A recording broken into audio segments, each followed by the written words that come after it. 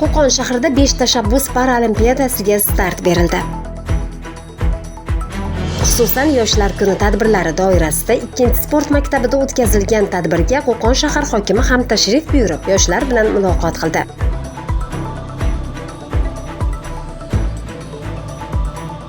Sport bilan shug'ullansa, odam jismonan baquvvat sog'lom bo'ladi. Sport bilan shu parasport bo'yicha shug'ullanyapmiz. Xudo xohlasa 2 yil bo'lib qoldi. 5-6 ta musobaqa o'tkazdik.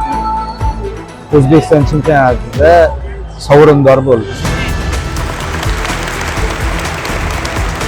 Darhaqiqat, davlatimiz rahbarining tashabbuslari bilan joriy etilgan paralimpiya bellashuvlari imkoniyati cheklangan yoshlar uchun ham o'z salohiyatini namoyon etish va orzu intilishlariga erishish imkonini berdi. Bu yilgi bellashuvlarda 500 dan ziyod shahrimiz paralimpiyachilari musobaqalarda ishtirok etish imkoniga ega bo'ladilar. Qo'qon shahar hokimi ishtirokchilarga omad va zafarlar tilab, ushbu musobaqalar do'stlik va bag'rikenglik kabi ezgu qadriyatlarimizni mustahkamlashga xizmat qilishiga ishonch bildirdi.